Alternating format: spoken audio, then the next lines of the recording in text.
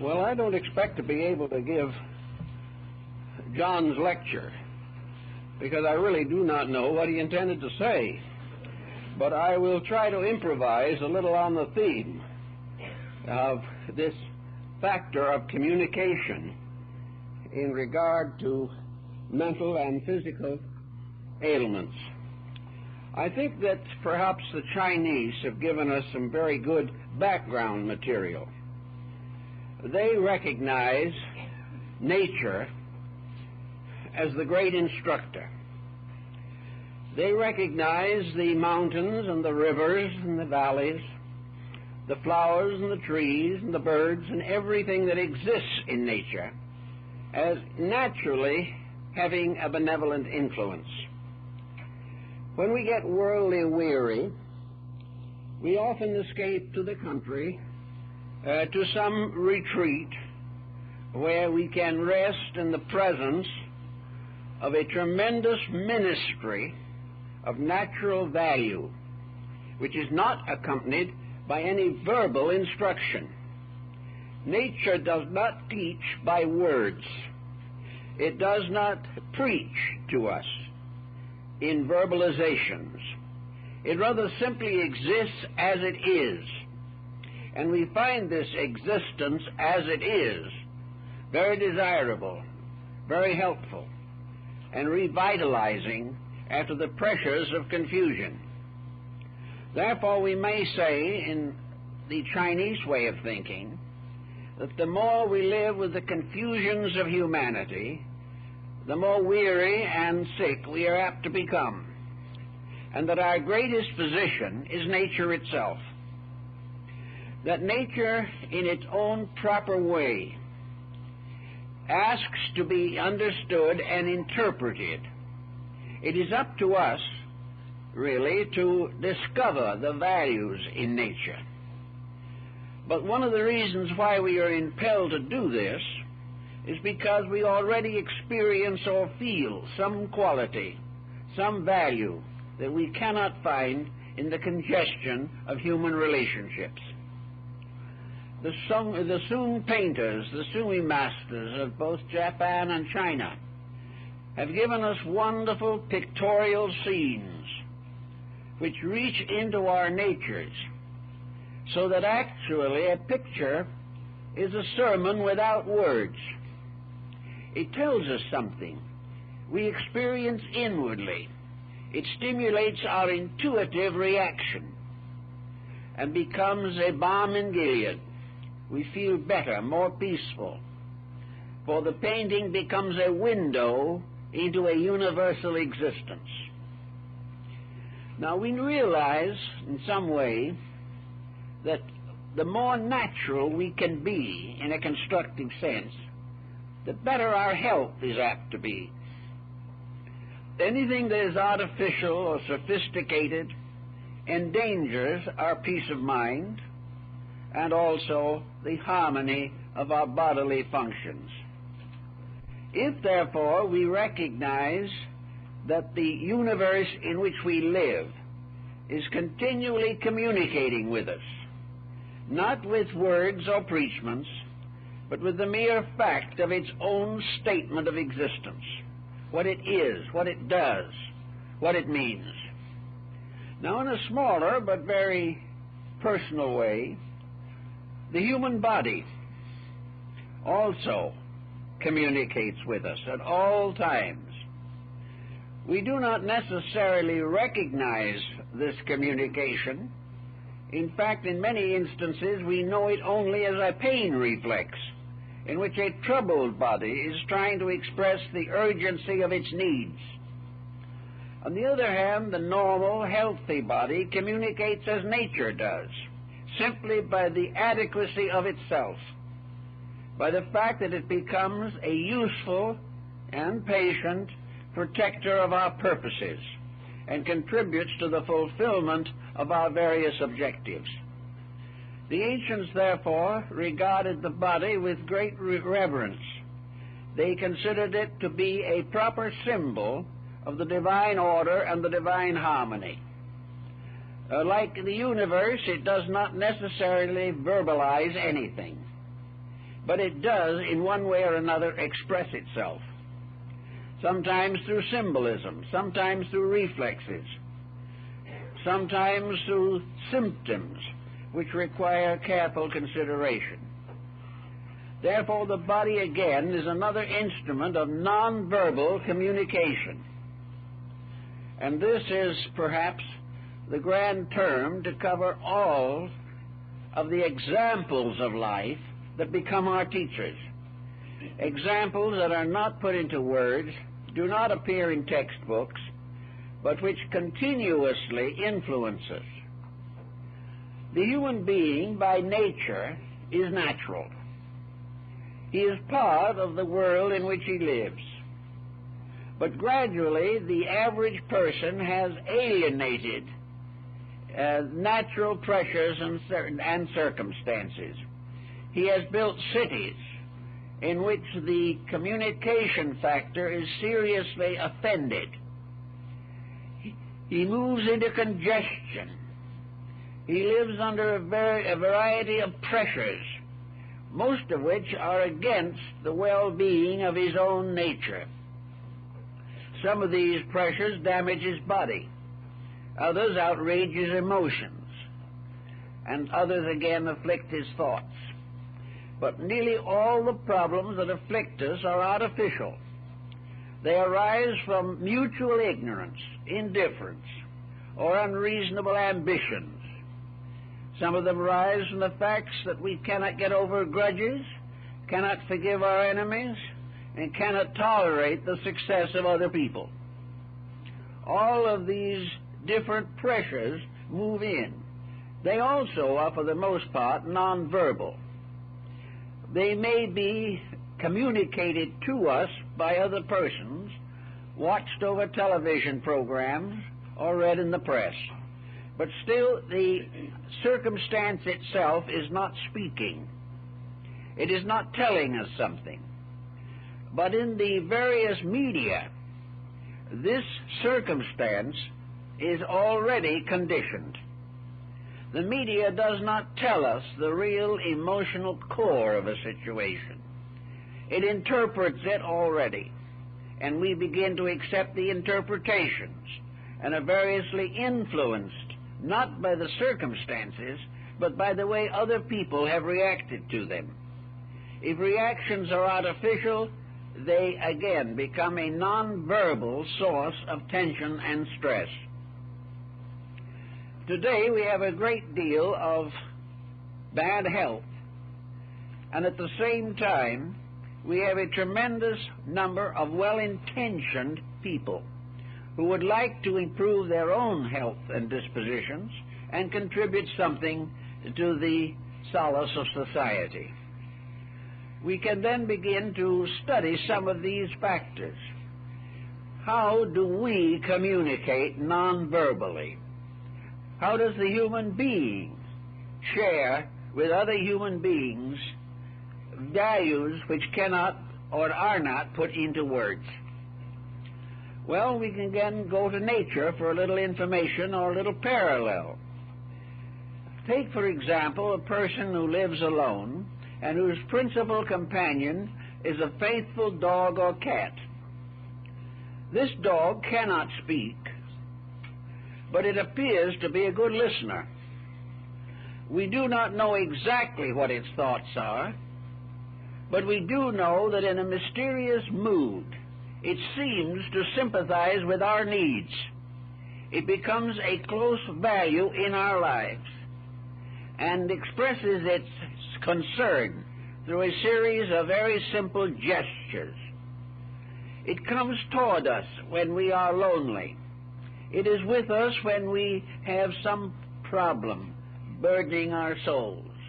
It may rest at our feet in a quiet evening, but in some way the animal gives us one tremendous consolation. We are not alone. And this presence of something means gradually that we build into this presence almost all of the characteristics of humanity. As far as we are concerned, when we speak to the animal, we are inwardly impelled to believe it understands us. We share our secrets with a perfect realization that the confidence will never be betrayed. We also find all kinds of ways of pleasing this little creature that has become part of our lives. We may take great pleasure in doing little favors for it, and very often the little animal becomes very responsive to these favors and becomes almost demanding of them. But we do live in the presence of a non-communicating creature that at the same time has the power to seriously and considerably influence our own attitudes. We also find that frustrated care or affection come out to the little animal when they do not bestow themselves upon persons. We have in the pet something that is dependable, something that we do not have to deceive. We do not find it necessary to have subterfuge. It simply is a matter of open communication without verbalization. And this is very important in the lives of a great many human beings. Another example is the fact that the body itself is a communicating instrument, entirely apart from speech and sight and the other faculties that we know.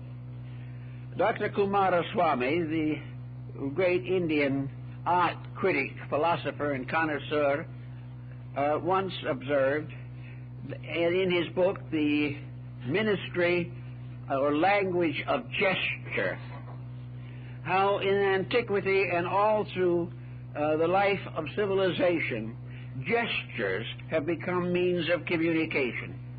The body, assuming various postures, tells stories. It gives us various concepts of rhythm. It also provides us with internal means of expressing feeling and thought without verbalization. We know, for instance, as Dr. Lavater, the famous physiognomist, pointed out, that a person can tell the whole story of himself without speaking a word. That also he can share his convictions and his attitudes with others without actually speaking. Lavater was able to look at a person and was able to tell by little involuntary symbols that this person presented most of his character and what his tendencies in life were likely to be. Also, we find that appearance, a subtle influence, comes from the person, which can be registered by another sensitive individual. I remember a story that I knew the persons involved in long ago, and that is a bank teller who was waiting to cash a check for a customer, and all of a sudden he said he knew that the person was dishonest. He knew that the man did not have the account that he claimed to have, that the check was not legitimate, but there was nothing spoken. So he did not cash the check. The man was dishonest, and the bank would have been defrauded. And asked how he knew this, felt this, he said there were little mannerisms on the part of the man trying to cash the check, mannerisms that added up to tension, stress, deceit. And the teller felt it without knowing how or why. So the body is continually telling stories about itself. In India, there are certain character analysts who invite a person to have a character reading. The individual to receive the readings simply sits quietly on the floor or on a chair, and the analyst studies him. Not a word is spoken for half an hour or more. During that period of time, the client has moved around a little, maybe scratched an ear, raised a hand, opened or closed a fist, shifted a leg, and the analyst has watched all of these movements with greatest care. And from these little symbols, he can give a fantastically accurate description of the person's character. Thus, we do have the problem of this non-verbal sharing of knowledge. Now, it becomes more intimate as we become closer to people. It is very much in experience that we learn the natures of each other. If we are living with another person, if we have children who are with us most of the time, we intuitively come to recognize their moods and their reactions to circumstances. And little by little, we get an intimate realization of their inner lives, which makes it possible for us to work with them non-verbally. We can share their sorrow without speaking, but by a gesture, as Kumaraswamy calls it. We can show a slight indication of feeling, which the other person instantly recognizes and finds it consoling or damaging according to the mood or emotion behind it. Psychology has shown the danger of critical attitudes. It has shown how persons have concealed antagonisms for half a lifetime, or tried to. But the person against whom this antagonism was directed was fully aware of it, although it was never discussed. There was a reaction of restraint, of suspicion, of irritation, whenever these two persons came together. And it was inevitable that these subtle reactions should be communicated. Pythagoras and Socrates and many others in the ancient classical world made a great deal of the dance as a medium of communication. They were fully aware that by various rhythms and motions of the body, the individual expressed not only his physical reactions to life, but also his deepest spiritual and religious attitudes and emotions. The Pythagoreans danced at the dawn every day as a symbol of worship. Worship being the individual attempting to release through his own body the harmony of life. That each individual had a certain personality of his own. Therefore, although they were all dancing to the notes of a lute or a drum, each one was dancing a little differently. And this difference was a key to his own individuality and to the relation that he had between his own personal life and his veneration for the deities. Socrates, who was not exactly a graceful man, he is reported to have been bow-legged and pigeon-chested, actually, however, danced with his disciples. And according to a stranger who came to Athens, he asked how he would know Socrates. And he was told that Socrates was a person of very poor appearance, rather deformed. But later, when the man met Socrates, he reported that he found him to be handsome, beautiful, and wonderful. The spirit behind, the life behind, was so magnificent that it completely overshadowed any defect of the body. Now, to a measure, we are under these problems today. Today, I suppose, as never before, human beings have tried to improve appearance. They have used every possible means to make the body more attractive.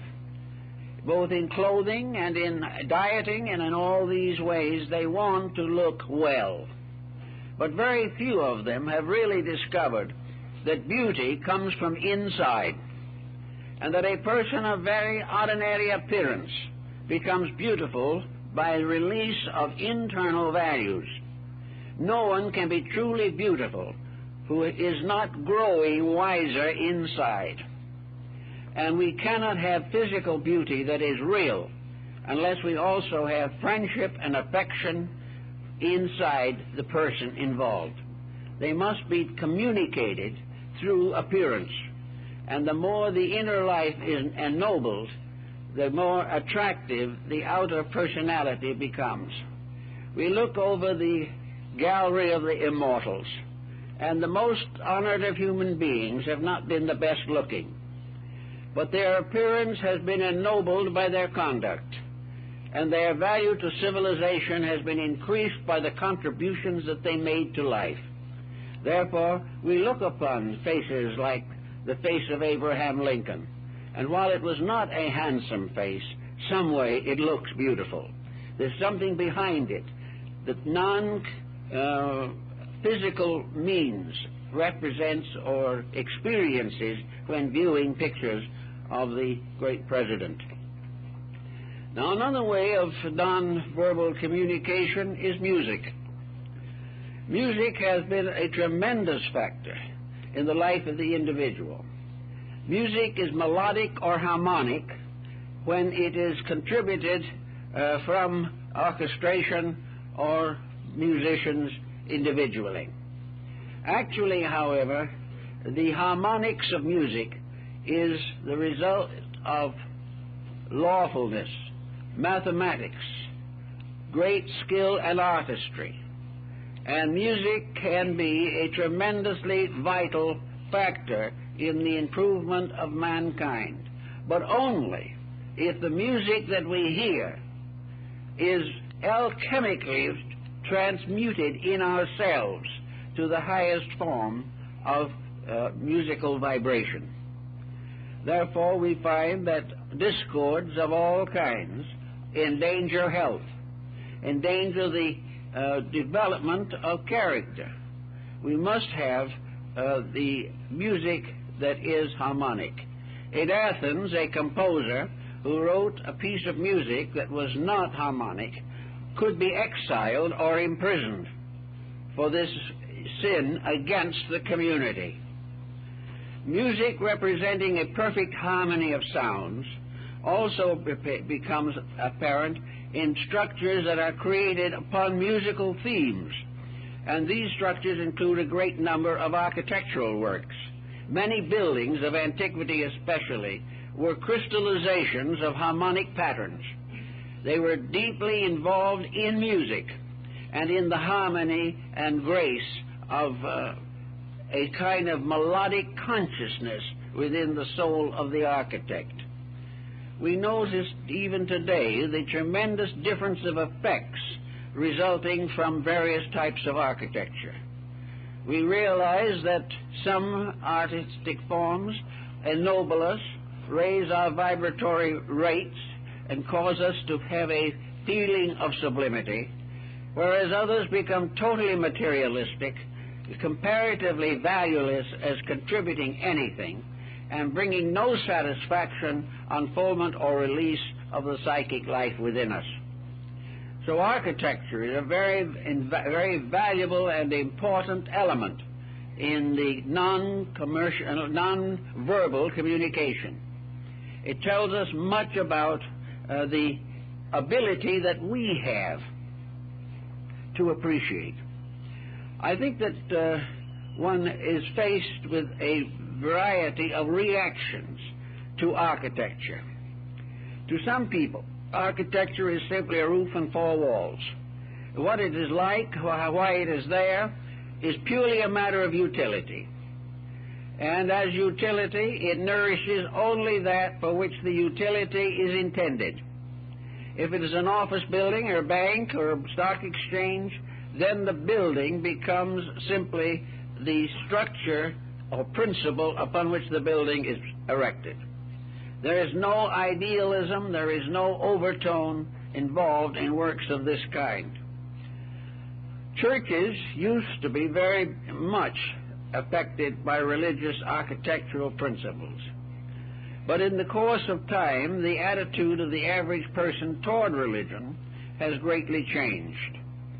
Even today, however, I noticed in entering into a great cathedral or some magnificent religious structure that even those who have no particular interest in that particular religion some way become silent.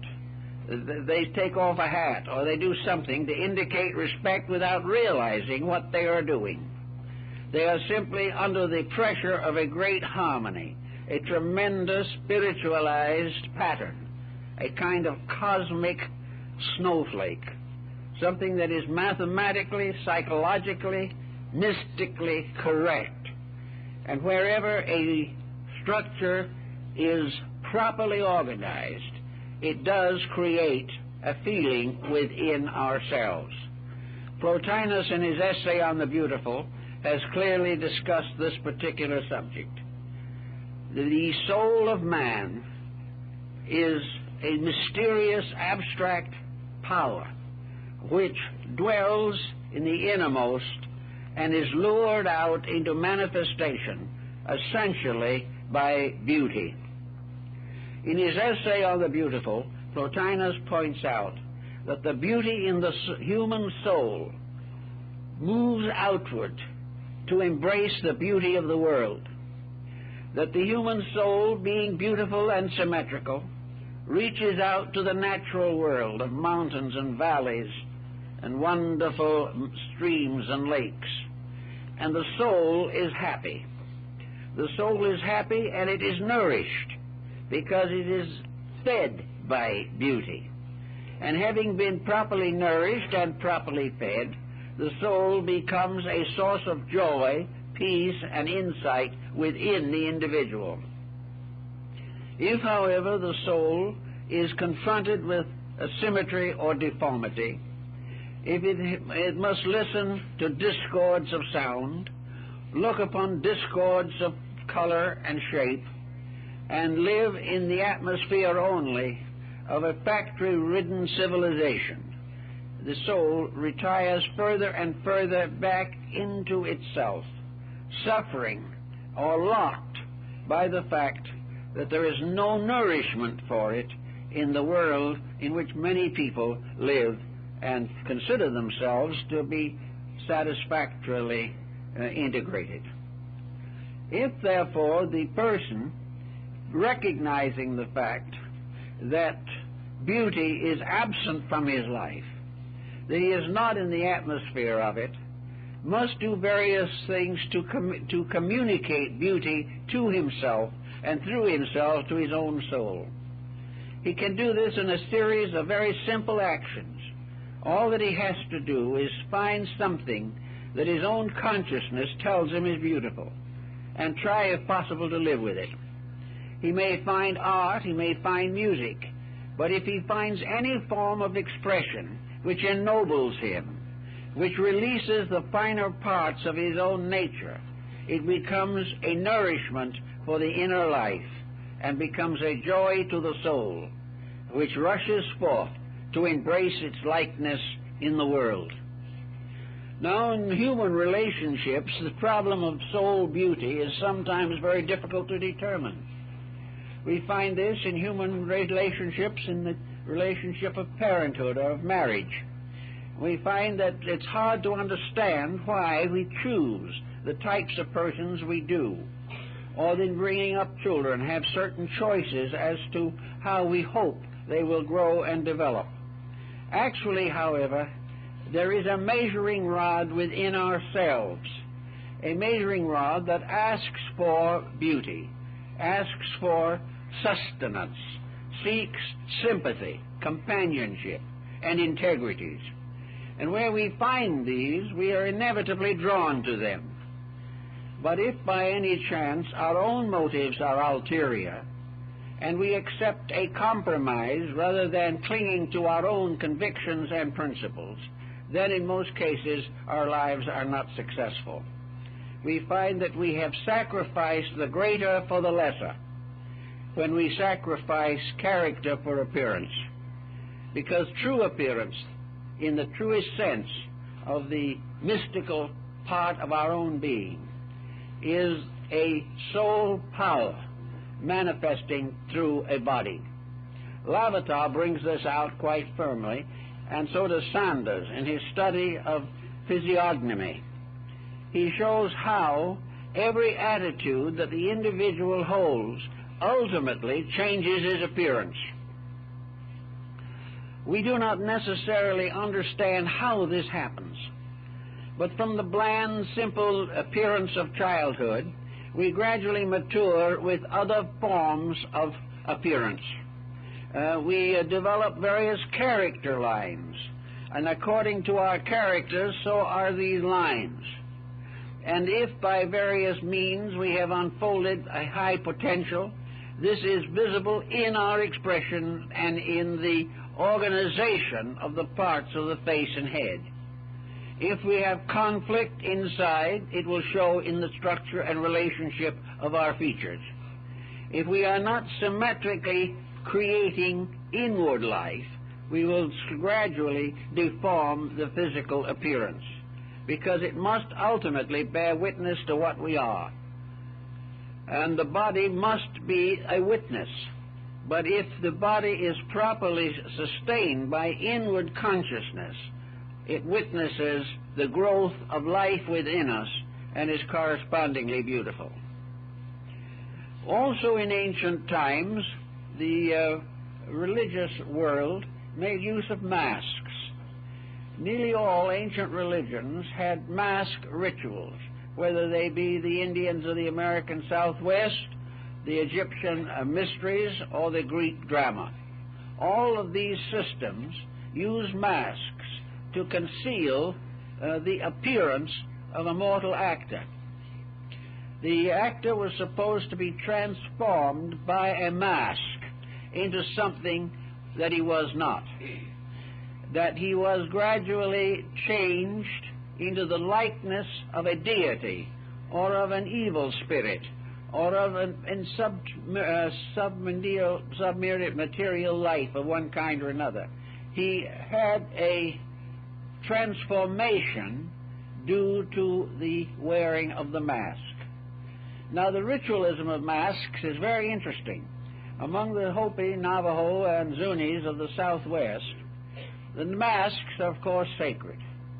One of the important points involved is that no one must wear the mask except during the ritual, and the mask must not be shown to other people. Also, the man who makes a mask must never see it himself until it is finished. Therefore, the religious masks of these Indians are made behind the back of the man who makes them. He puts his hands behind him to put the mask together. He must not look at it. Now, we find these masks also in Tibet. We find them in the religious rites of the Lamas and of the ancient Chinese theater. They play an important part in the No drama of Japan. They are found in the rites and rituals of Java and other parts of Indonesia. Everywhere, the mask cult plays an important part in life. Now, the philosophy behind the mask, it seems to me, is this. Actually, it is a transformation of the personality. And the mask becomes very largely an artificial front by means of which we conceal the humanity of ourselves in a desperate effort to reveal the divinity, or else, in one way or another, to represent a member of some other order of life. Actually, almost all of us wear masks. They have become the inevitable factor in modern civilization. We may wear masks to appear better than we are, and there's scarcely a merchant who hasn't worn one for that reason at some time or other. The mask is not something that he puts over his face. The mask is what happens to his face. The mask is the fact that he has a face value that is different from character, that he makes promises he has no intention of keeping, that he makes himself as ingratiating as possible in order to deceive.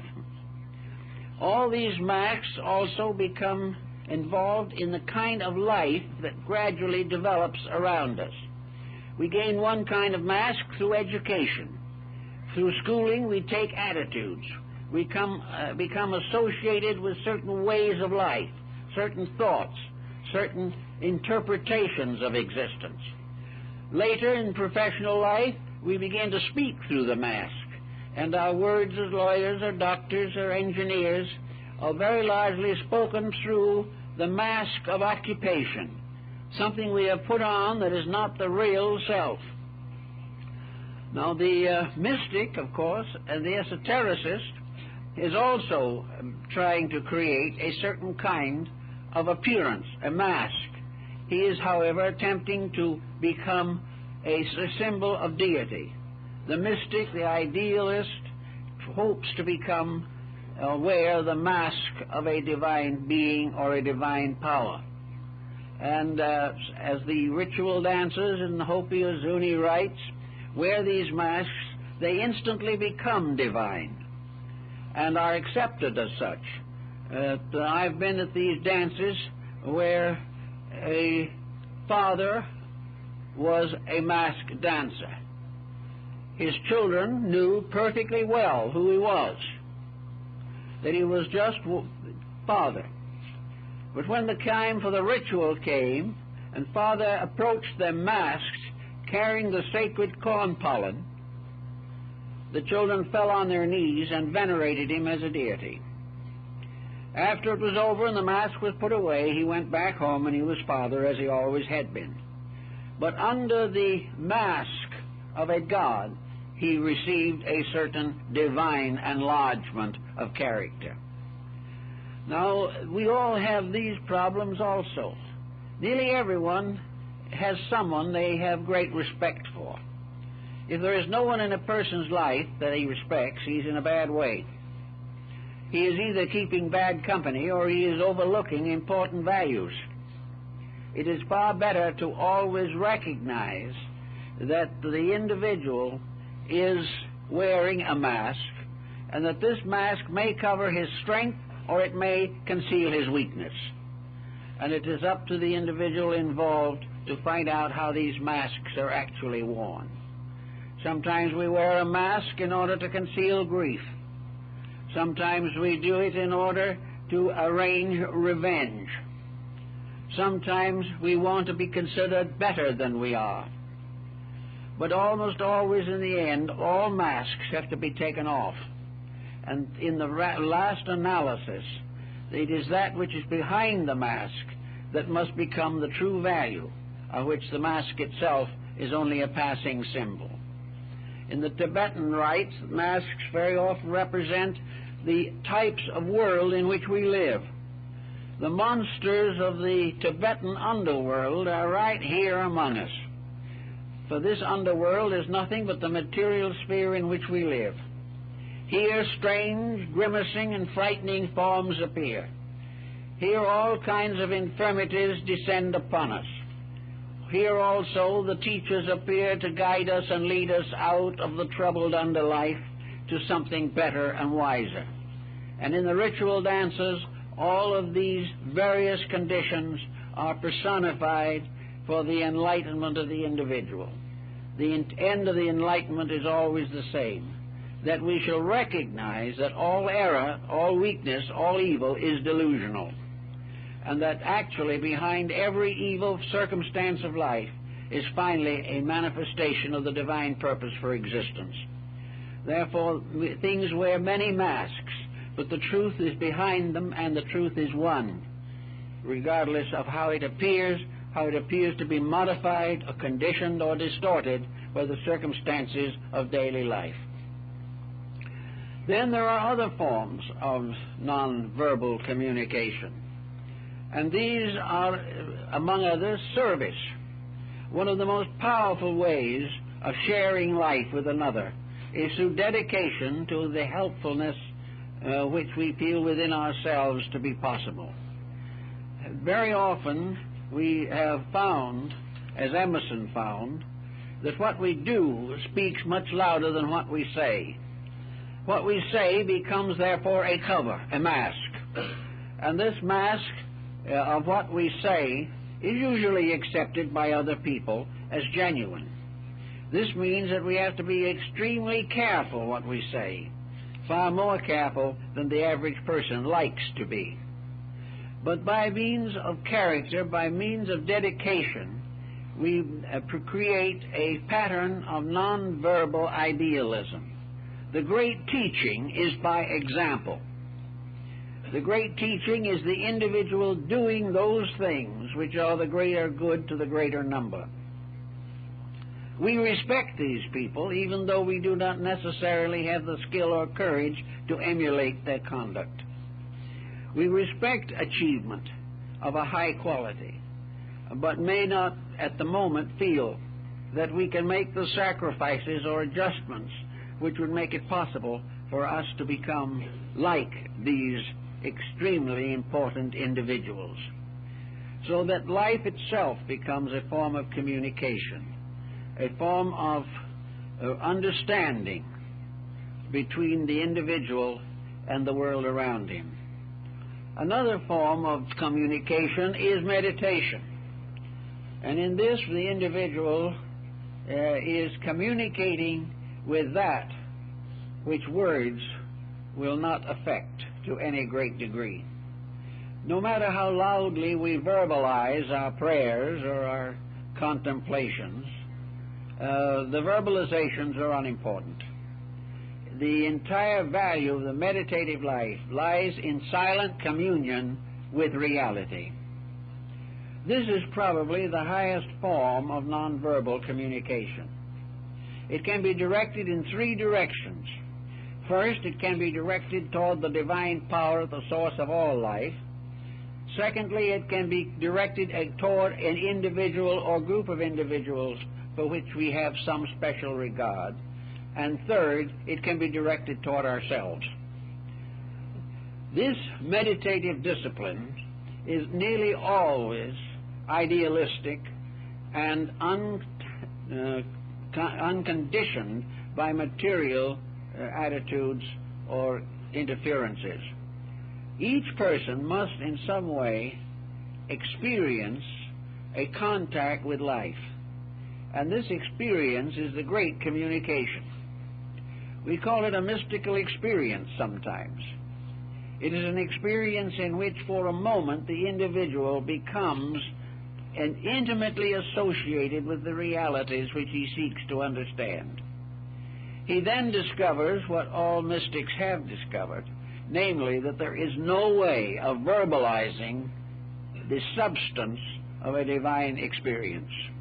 There is no way in which the individual can communicate to another the actual experience. Various religious teachers and so forth have written of it, have tried to tell it to another person, have tried to share it with their disciples. But actually, the experience is beyond all communication. It is an identification with life itself. It is an at-one-ment with an eternal value. And this experience itself, of course, has been regarded as the greatest experience to which the individual can aspire. Plotinus, the great Neoplatonist, had one or two experiences of this kind. They lasted only a moment, but in that moment, time, distance, space, intervals, all instantly vanished. There was nothing but one tremendous reality, and the individual for an instant seemed to tune in on that reality and become with it.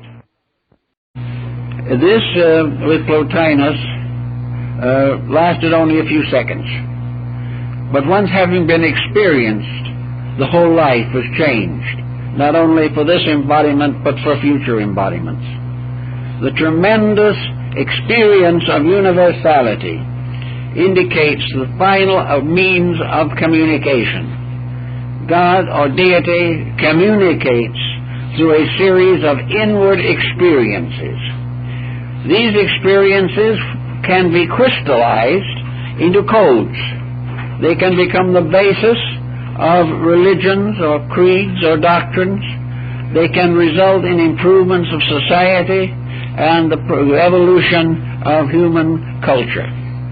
But the experience itself, like the experience of Moses on the height of Sinai, is something that cannot be actually communicated. And in the silence of his contemplation, the Zen monk, the Christian monk, the Buddhist monk, all have moments in which they feel very near to the realities which they seek. And they have also learned something else, that you must finally decide in your own consciousness where you want communication to come from.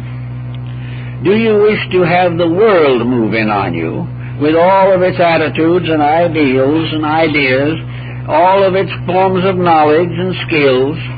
Do you want to have life a communication from the outside, from the material world about us, a communication which may lead to material success or create more problems that it can ever solve?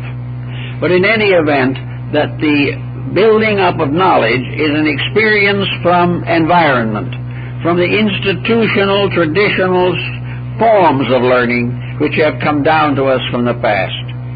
The other type of learning is not this at all. It is a learning for which you must prepare by quieting the mind and the emotions and allowing them to become recipient of a power greater than that from external pressures.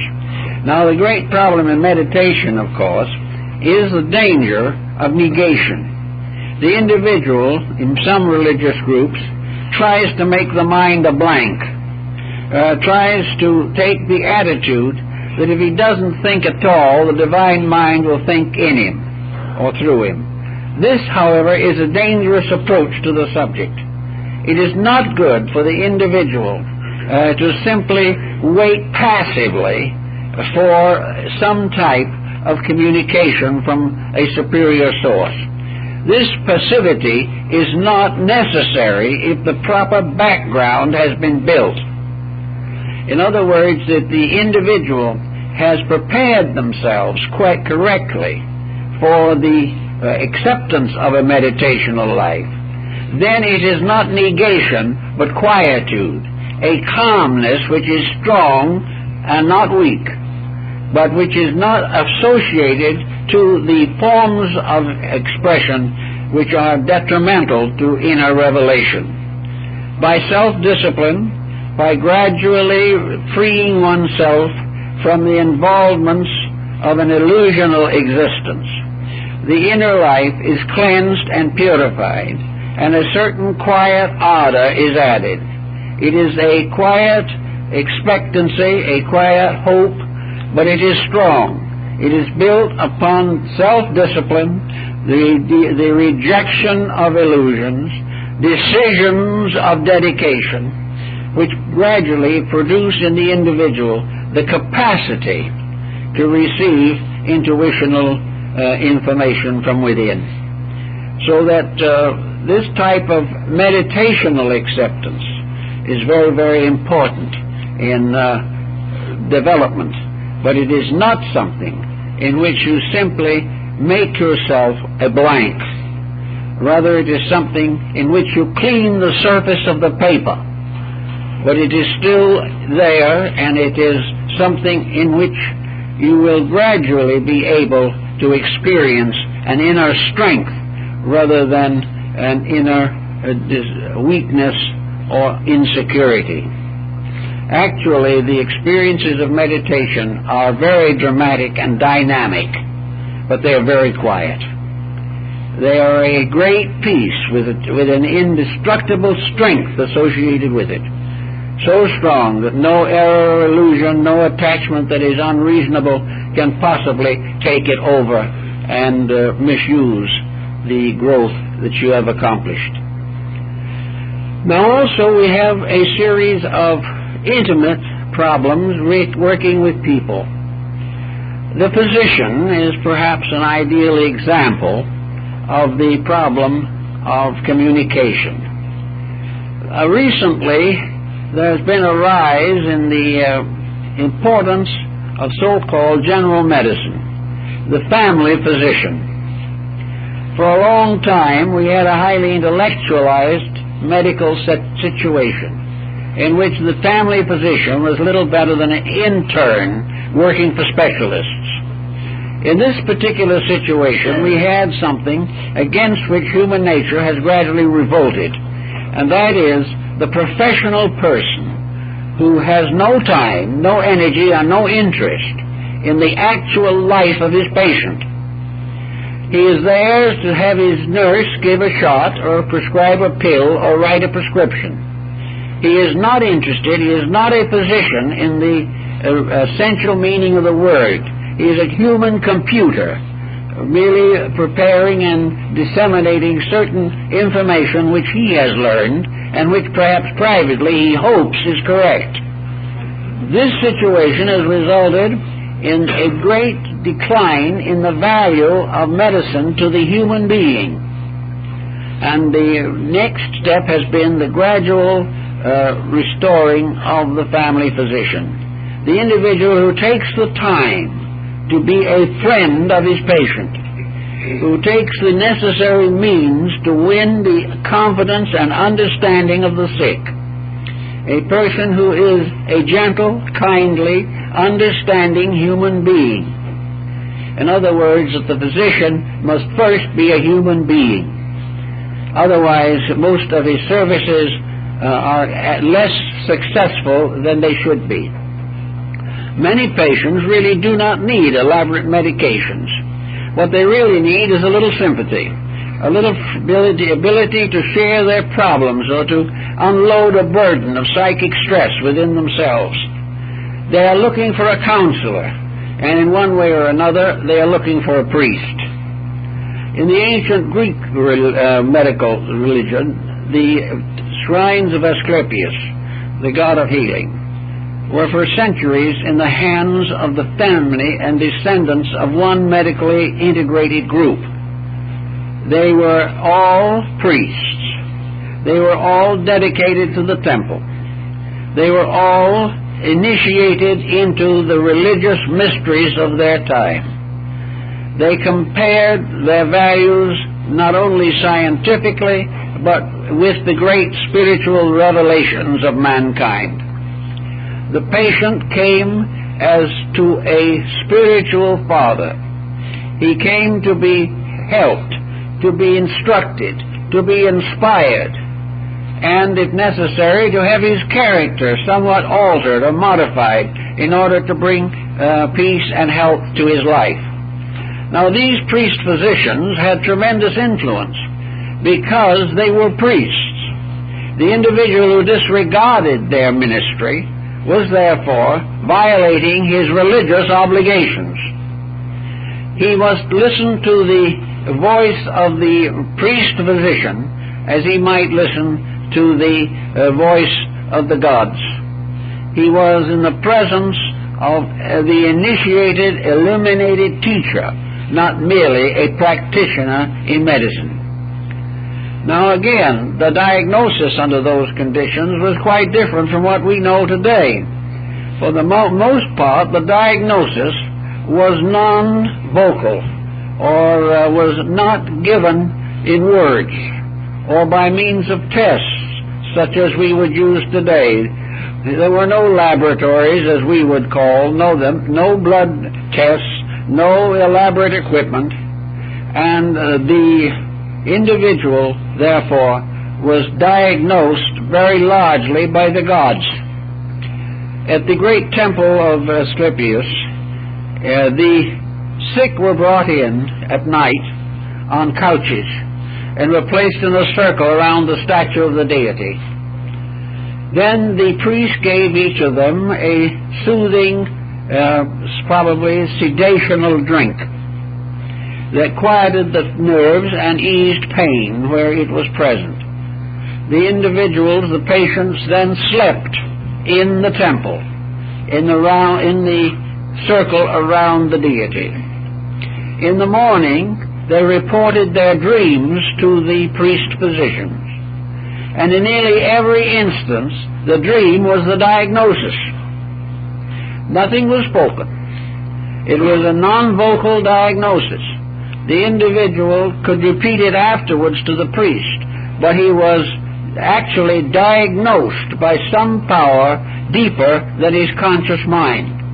Perhaps, as some psychologists might say, he was diagnosed by his own subconscious. or he was diagnosed by his own internal faculties.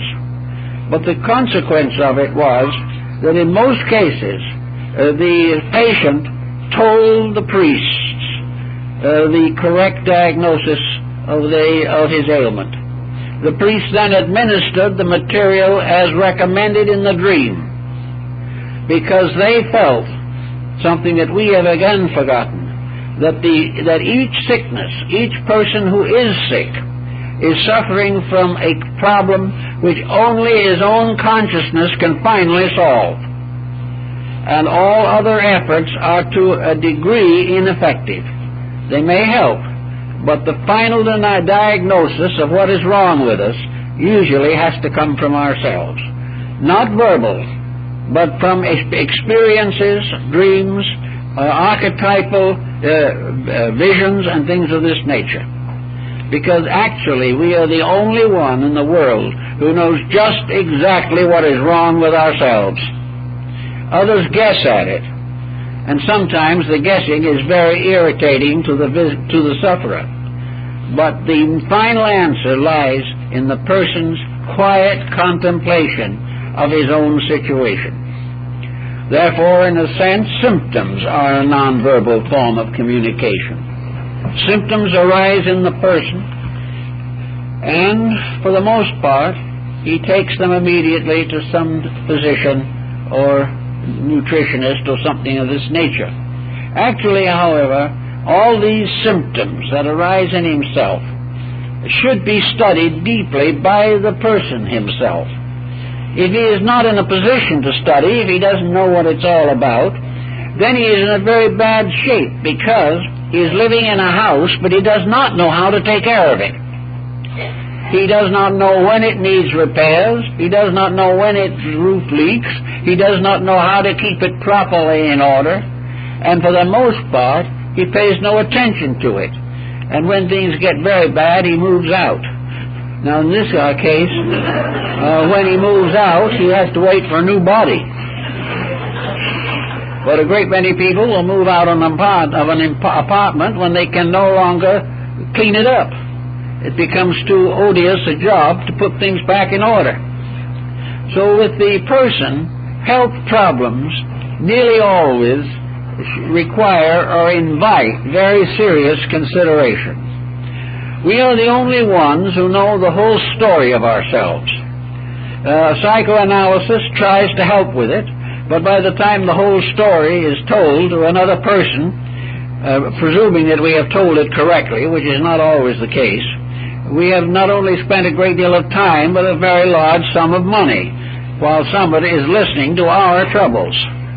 Actually, no one, even though they listen attentively, can be all-knowing or guarantee the improvement that we seek.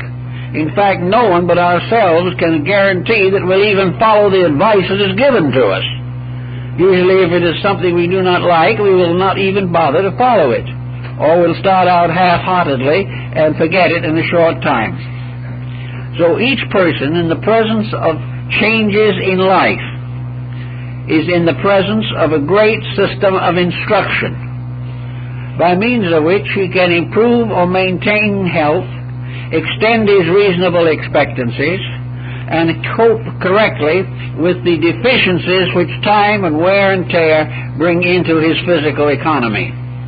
All these things are part of a great instruction, and the body is patiently telling us every day how to take care of it and what is best for it. In some cases, we are not able to meet the requirement of the body, but in many instances we can do something toward that to improve the general condition in which we live.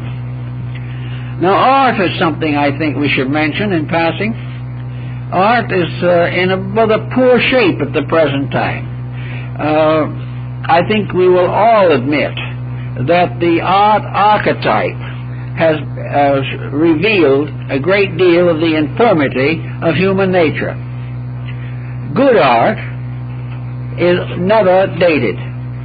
A great artistry belongs to eternity. The great principles of beauty are unchanging. Beauty does not talk. but beauty comforts us if we are able to experience its influence. So that in the study of art, we have to analyze the lives of the artists to discover the degree to which they are sincere. A sincere artist will produce a sincere picture. A commercialist who is only interested in trying to sell his art does not have the same vibratory communication for us. And art which is shoddy is of no value either to the artist or the person who purchases it, because it carries no validity, no integrity, no proper development. Some of the great artists of the world, I imagine, are in the Oriental system.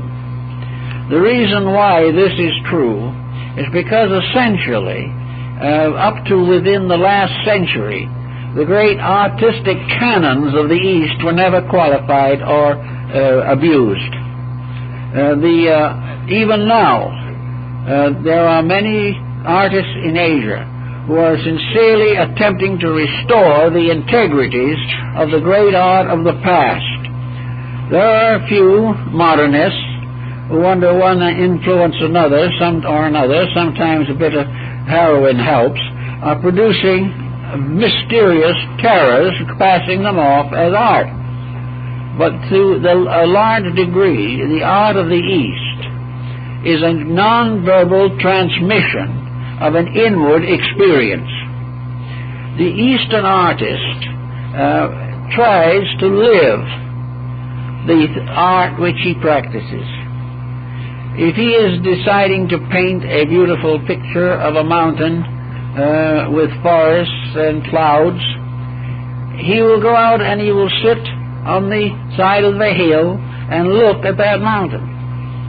He will look at it for hours, perhaps for days. In fact, he might even build a little retreat there and look at it for years, trying to experience within himself the message that that mountain has for him. His technique is very simple. All Oriental techniques are so simple that they never interfere with the representation of the value intended. It is no longer a case of a very elaborate palette, no problem of tremendous mixing of colors and a long study of conventional methods. The simple line, the simple design is taught for one purpose only. Not that the artist shall have a fine technique, but that the artist shall be capable of losing himself in the subject he is depicting. After maybe months of meditation in front of a blank sheet of silk, with a few strokes the artist will complete the picture. He has digested it. He has assimilated it. He has taken from it every bit of meaning he can comprehend. He has made it an experience of consciousness, and having finally put the whole subject in order, with a few moments he makes the physical representation of it.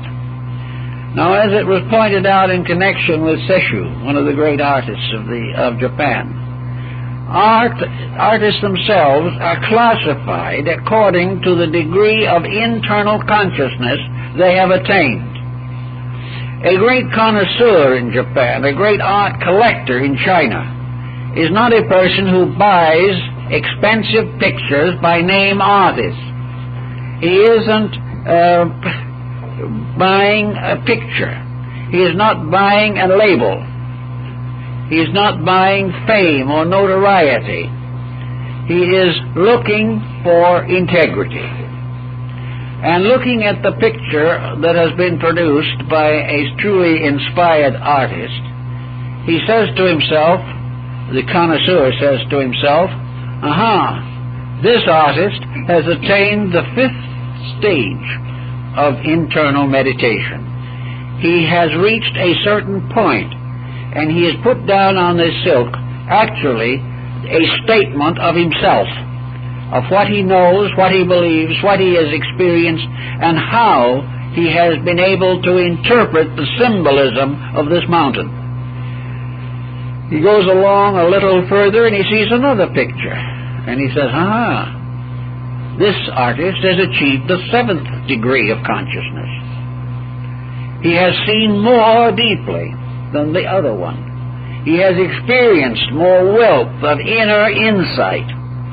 He has released more soul power because he has the inner meditational quality that has made him a greater artist than the other, although the other artist is also very fine. So the connoisseur will go through the gallery measuring the pictures by consciousness, not by appearance or name. Now it is obvious that under such situation or condition, the purchaser must have the degree of insight that he is able to recognize in the artist's work. Unless the purchaser has attained the 7th degree of insight, he cannot know that the artist has. The connoisseur, therefore, is not a person who simply buys and puts away or builds a gallery to store something. He must have the experience also, for it is only what we have experienced in ourselves that we can recognize in others. If we have not achieved it in ourselves, we cannot know that another person has achieved it. This then goes not only into the world of art and Sumi paintings and beautiful screens, it also goes into the religious art of these people. For the Asiatic has come nearer to being able to make a pictorial representation of invisibles than probably any other school in the world. He has been able to transcend the forms of things without distortion and has bound it all together by a tremendous language of symbolism. Every part of these designs is a symbol which draws the attention of the person who understands. If you do not know the meaning of the symbol, you will not buy the picture. If you know the meaning, and that meaning is nourishing to your consciousness, you will make a great sacrifice to have that painting or to experience the work of a beautiful bit of pottery. For the potter, just as much as the painter, is telling the story of soul power. And a great potter reveals through his work the victory of soul power over physical materials. For he has made these materials become symbols of things unseen. So with the same with life as we go out in the experiences of living, we recognize in others that which we have attained in ourselves. We may have respect and veneration for that which we have not yet attained, but we can only understand and build into consciousness that which is within the range of our available reflective powers and faculties. Thus, the only way in which we can finally experience truth is to have attained it in ourselves, therefore become capable of experiencing it in other things. Whatever deficiency there is in our own natures, there will be a corresponding deficiency in our philosophy, in our religion, and for that matter, in our science. A world that has not yet attained to the mystical levels of things will continue to be plagued by the problems of material existence. We are now in the midst of a very sad situation, but one in which non-verbal communication is probably more important than ever before. For it is only by the thoughtful contemplation of things as they are that we can gradually restore our own integrities. We have to learn the lesson in order to escape the consequences of former mistakes. It is not possible for us to listen to people promising this, guaranteeing that, and demanding something else. The only thing that will solve our problem is the victory of soul power over brute force, and until that comes, there is no solution. But if this solution is first to be attained in ourselves, and we can see in many ways how this attainment is available in comparatively simple people. We find in many cases that those less sophisticated have greater integrities, that in very simple solutions, the individual living close to experiences has been able to grow by actually feeling the way life is, rather than listening to experts talking about it.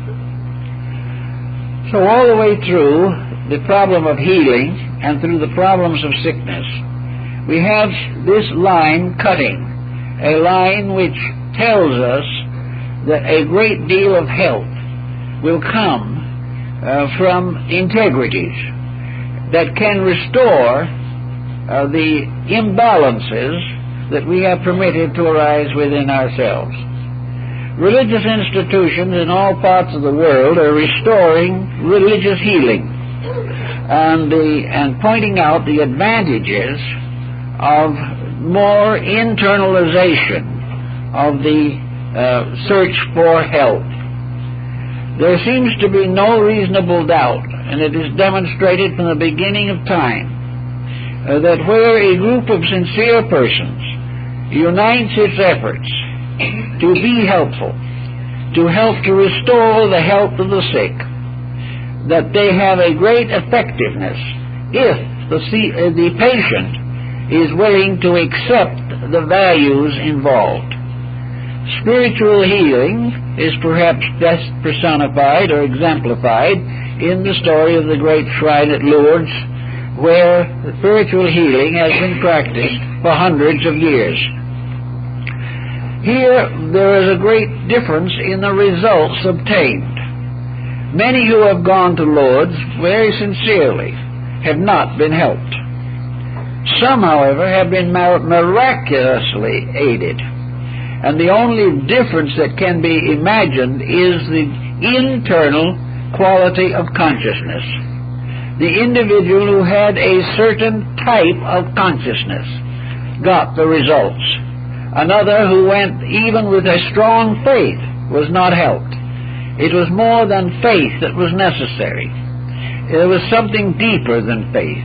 It was the person becoming in rapport with the spiritual power of healing, the rapport of God as health, God as body harmony, God as spirit moving into flesh in the mystery of divine enlightenment.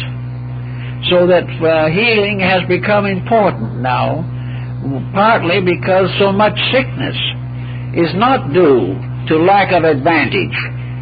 It is now due very largely to lack of self-discipline, lack of the power to have a constructive, creative, idealistic relationship with life.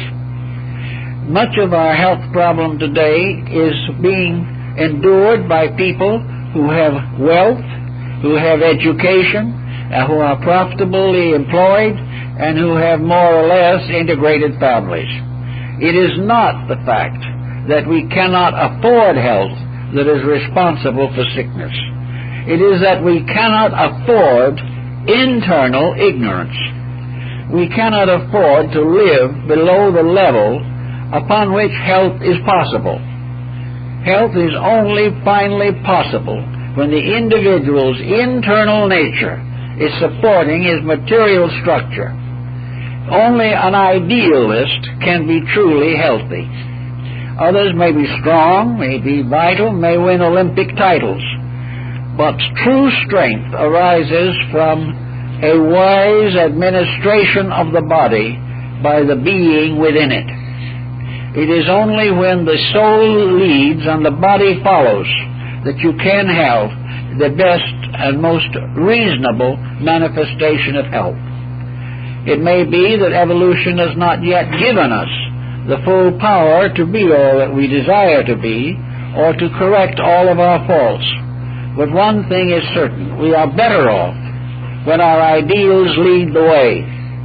We are far better off when we keep faith with the inner life than when we try to live against it and depend upon the crutches and helps and implements of modern science.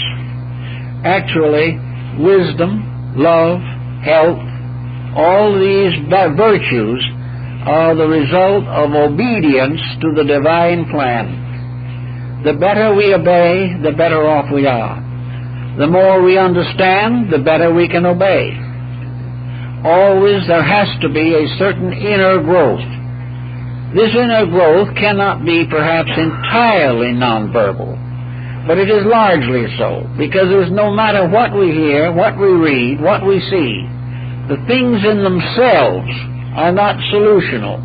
It is what we internally do when we transmute experience or tradition or history or philosophy or religion into soul power. And this soul power has to be an internal achievement, usually in the quiet of the night, usually alone in the wilderness, usually under some type of affliction, which finally brings us face to face with ourselves and the jobs that we have to do. So in all our problems and in all the things that we have to do to learn, we can read moderately, we can listen moderately, but it's not what we read or what we hear that does it. It is what we are able to do by means of instruction to release and transform our own inner lives. To memorize everything in the world will not solve our problems unless the memory is supporting a major change within our own natures. If we can use instruction to change ourselves, to accomplish the gradual reformation of ourselves, then we are gaining on it. But within the body is this soul psychic factor, above the mind, above the emotions, and above the flesh. This is the natural leader. And when we obey its rules, we will succeed. It will gradually disseminate itself throughout all the parts of our structures. Our nervous systems, our glandular systems, our arterial systems, all of these will be influenced by the psychic integrity at the source of ourselves. And it is when this integrity is finally brought into focus, and that which is the best of us becomes the ruler of the rest, then and then only do we achieve the health we desire. And in world affairs, when the highest type of our experience becomes the guide to our social relationships, and when the great teachers of the world are recognized as having established patterns which will work, but it is only when the individual outgrows his own selfishness that society can outgrow its troubles. There's no way of becoming good and remaining weak. There has to be strength. There has to be the gradual integration of our total personalities. We may not feel that it's profitable, but it is profitable because in due time the integrity inside of ourselves will neutralize the pain of sickness, the suffering of ignorance, and the tragedies of misapplied energy. It's only in this way that we can accomplish. And it is the divine plan that this achievement is possible to each individual. It is not something in which we have to wait for the reformation of society. In fact, the reformation of society waits upon the integrity of the individual. Realizing this, we are on the way to getting things worked out in a better way. Well, folks, I guess that's all for this morning.